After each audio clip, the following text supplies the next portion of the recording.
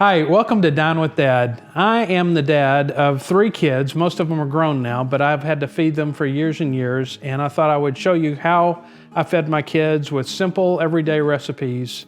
Today, we're gonna make chicken pot pie, and for that, you're gonna need butter, flour, chopped onions, garlic, frozen vegetables, stock or broth, salt, pepper, cumin, pie crust from the refrigerator case, and a rotisserie chicken.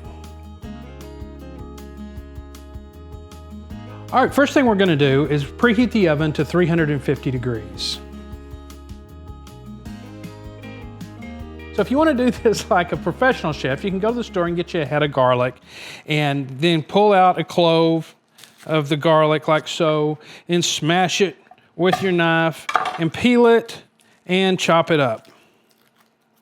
Or you can go to the store and get a jar of minced garlic in oil and just get a tablespoon out, or however much you like. It's much easier for me and it tastes almost exactly the same. I know there's some people that say, oh, it doesn't taste the same. And if it doesn't to you, then chop up the garlic, no problem. But this is what I like to use. It saves me time, it makes it quick and easy. So I use the minced garlic from the store in oil. Next, you're gonna need a rotisserie chicken from the store. Again, you can boil a chicken and shred it and do all that, and that's great. If you want to do it, do it. For me, again, I'm liking shortcuts. So this is a shortcut, it's easy, and it tastes great. I love rotisserie chicken. So you get your rotisserie chicken from the store and simply let it cool a little bit, otherwise it's really hot, and then start peeling off the skin. And then it sometimes easily, sometimes not, but you can peel part of the breast meat off, just like so. And then just start shredding it. And go through the entire chicken and shred it up. All right, so the first thing we're gonna do is turn the stove on to low and add a tablespoon of butter to the bottom of the bowl. And this will take a little while to melt. All right, now we're almost melted with the butter. When you see it start to bubble like so, now you can add your onion. And just start moving your onion around the pan a little bit.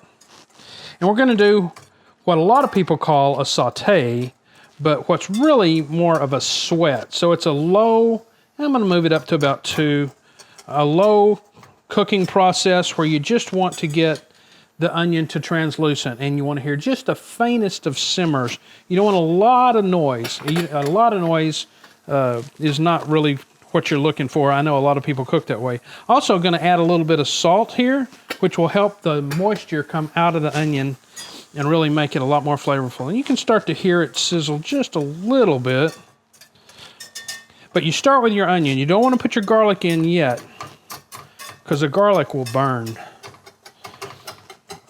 So this isn't too bad. After working all day long, it's not too bad to come home and chop up an onion, but I don't know, there's something about chopping up a clove of garlic that just annoys me. So I use the simple garlic, and we'll go ahead and add that in here. All right, so about 5 minutes have passed, and you can see the onion has gotten a little more translucent. There's not much color on it, and you really don't want a lot of color on it, believe it or not, at least in my estimation. When you start getting color, brown color on onion, it starts to lose some of its flavor. It starts to lose some of its punch. So I try to keep it from getting too much color. And this is just about perfect right here. Now, a lot of people, we're going to make a roux next, and a lot of people will just put the butter in and then the flour and do it with the vegetables in. I never have had a whole lot of success with that. So I had to take all the onion out and put it in a little dish and then make the roux separately and add the onion back. But if you like adding it straight to, go ahead. All right, and the pan doesn't have to be 100% clean because all this onion and garlic is going right back in it. But I don't know, for me, it just makes the roux making easier. Now I'm going to take 4 tablespoons of butter and put it in the pan. We'll go ahead and crank up the heat to about medium now to get this melted. All right, butter's just about melted. And so I've got 4 tablespoons of butter. Now I'm going to add 4 tablespoons of flour. And this, if you don't know, is what's called a roux. And I'm going to turn that heat back down to low. I usually leave it on low the whole time, but I was trying to get it to melt a little faster. And this needs to cook for at least 2 minutes. There are different shades of roux. Right now, it's barely what you call a blonde roux. And a blonde roux is kind of what we're going for, maybe a little darker than that. But the more you cook down a roux, the less its thickening power is going to be. A roux is just a mixture of an oil and flour. And it's a thickening agent. What we're going to use it to thicken the chicken stock that we're going to use in a little bit. We're just going to let that cook a little bit. I do like to kind of keep it moving to keep it from burning. But it's on low, so it can cook by itself for a minute or two, for 30 seconds or so. But I do like to keep it moving.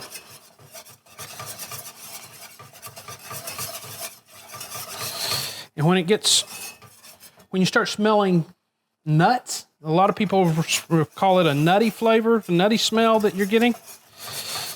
That's when you're ready to add your chicken. Stock or broth, either one is just fine. So now I'm going to add, and I know the recipe calls for a specific amount, and I usually just add almost all the box, but not all of it because it's a little too thin that way. So probably 3/4 of the box of stock or broth. Again, either one will work. Stock is made from bones, and broth is made from meat.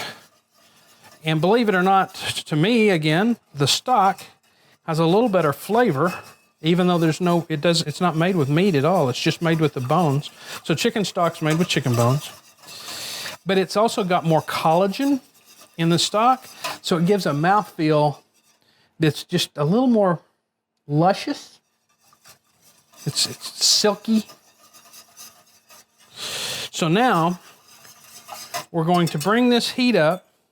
After we've got the roux and the stock all together, I'm going to bring the heat up to just maybe medium high.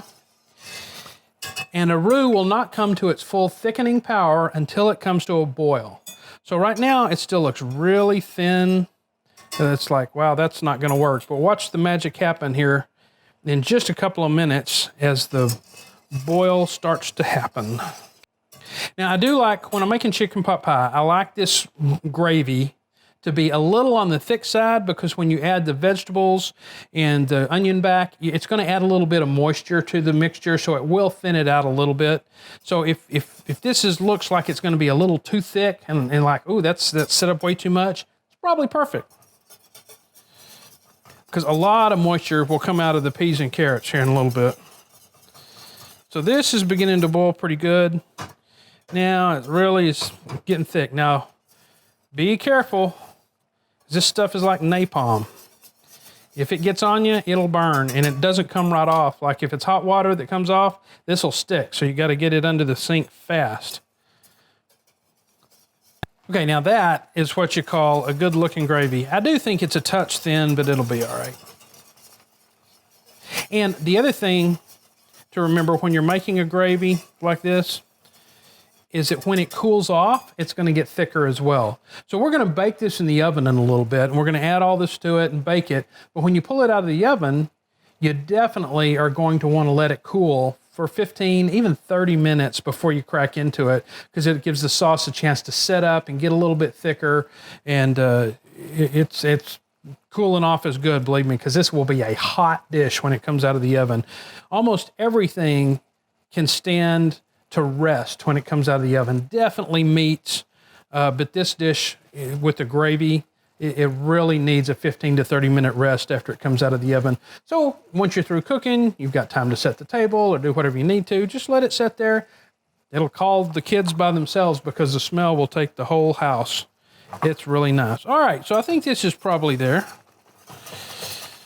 So we're going to turn the heat back down to low. And I'm going to add back in the onions here that I cooked earlier, onions and garlic.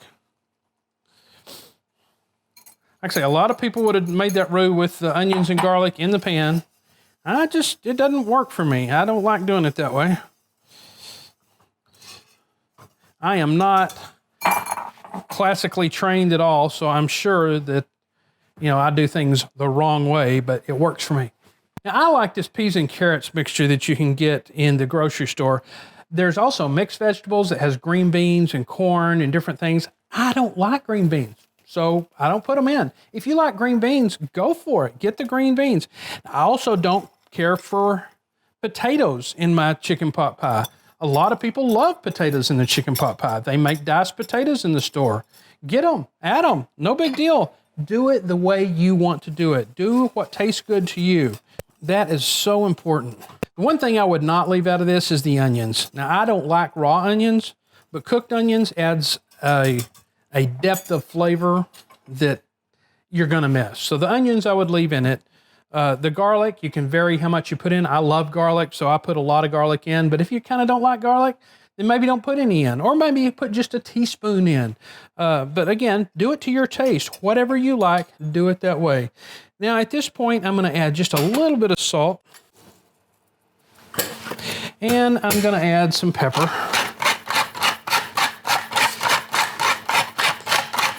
Again, both of these are gonna be to your taste. So start with a teaspoon of salt, a few grinds of pepper, or if you don't have a pepper grinder, a few shakes of pepper. Taste it, see if you like it. If you don't, it needs a little more salt, needs a little more pepper, go for it. Last thing I'm gonna add before we add the chicken is some cumin.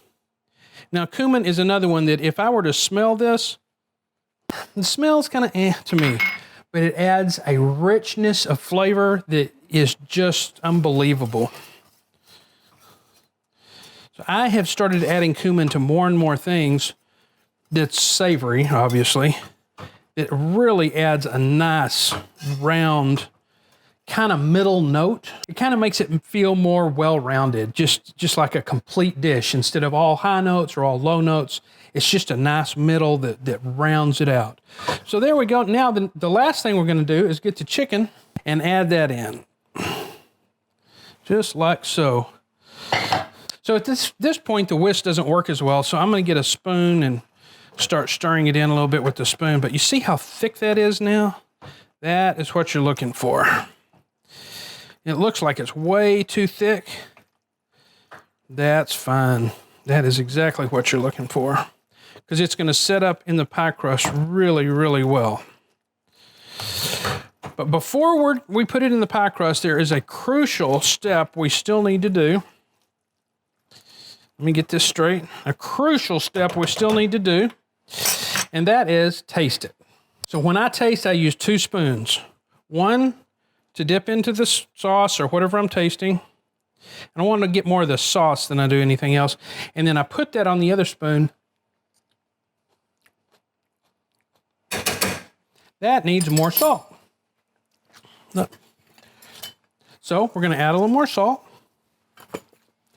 And to me, that needs a little more pepper too. We'll stir that bacon. Always, always, always taste. Taste what you're cooking as best you can. There's sometimes when you've got raw ingredients that you can't really taste, but anytime you can taste, it is so important, because you have no idea what it's going to taste like on the table unless you taste it at the stove. So let me stir that up.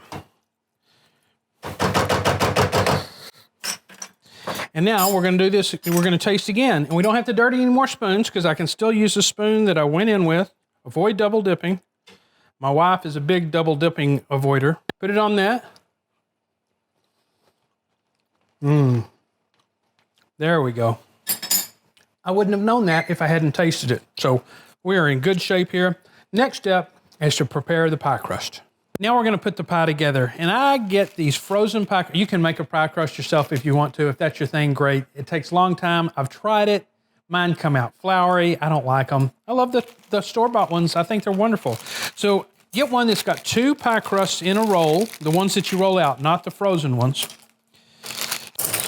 All right, we're going to open that up like that, and then these unroll. It's super easy. A trick I have learned is pull this out of the refrigerator 30 minutes before you're ready to use it. It's so much easier to unroll. If you do it when it's really cold, the fat in the pie crust is still stiff, and it just does not want to come out of there at all. So you just kind of arrange it in your pie dish. By the way, you need a pie dish for this dish. It's chicken pot pie, so I kind of figured you might realize that. You want to kind of do it just so don't stretch it as much as you can. Try not to stretch it and just layer the crust over the edge. You want it to come over the edge just a little bit. It doesn't have to be perfect, but about like so. Now we're going to go take the filling that we just made and load it into the pie. And it's going to be pretty full. Wow, that made a lot. That's okay. Sometimes I like to scrape every last bit out. This time I've made enough to where it filled it up, no problem. Kind of depends on how big your chicken is that you get. All right, get it nice and smoothed out. And now get your second pie crust. Open it up.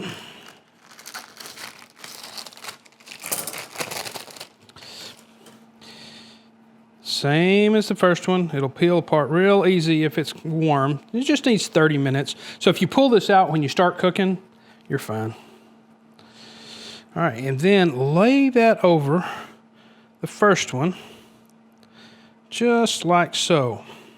Now, we're gonna make it look pretty. Let me get a fork. So then we're gonna crimp. Now, when you do this crimping, I like to put a finger under the lip of the pie pan, just kind of leverage. And then when you crimp, you don't wanna go all the way through. You're just kind of attaching the two pieces. So if you push too hard, you're going to go all the way through and it's going to stick really badly to the edge of the pie pan. But if you just press until it's kind of a feel thing, but you'll get it. It won't take long. Just like so. Next, get you a paring knife and go to the edge and then just trim off all the excess. Just like so. And if you've crimped at the right spot, you're going to be left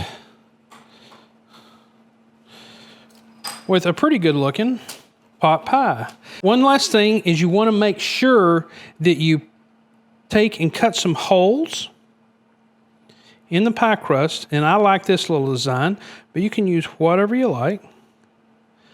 I think that looks kind of nice, but that lets the steam get out of the pie before we put it in the oven. Now, every time I cook a chicken pot pie, I bake it on a cookie dish or a sheet pan. And my other trick is because I don't really love washing these, as you can probably tell. Take a piece of foil and cover the pie pan like so. And then put your chicken pot pie right in the middle. And if you have any overflows, peel off the foil, throw it away, you're done. So now, into the oven we go.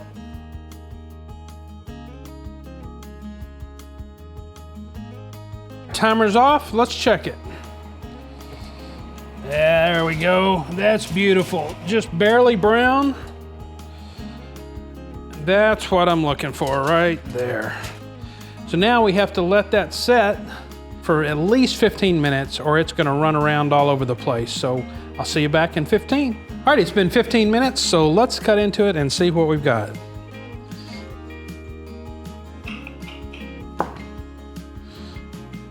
It is still rocket hot.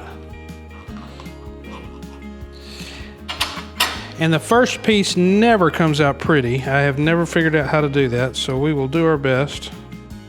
But it tastes good. There we go.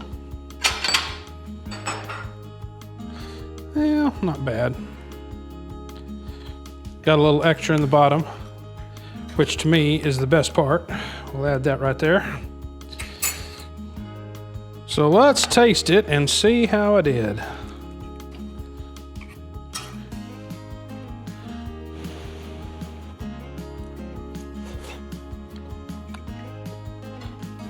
Ooh, still pretty hot, but that's good. I think the kids would like that. Anyway, I encourage you to give this a try. It's a wonderful recipe, but please let me know what you think if you make it, Let me know what changes you made to the recipe. People always have great ideas that I'd love to hear about. So give me some comments down below, and I'm anxious to hear what you think. Hey, thanks for watching. If you like this recipe, give me a thumbs up. Give me comments down below if you didn't like it, or if you did, or if you made changes, or if you have suggestions on what you'd like to see in future recipes. I'm always open to changes. Thanks, and have a great day.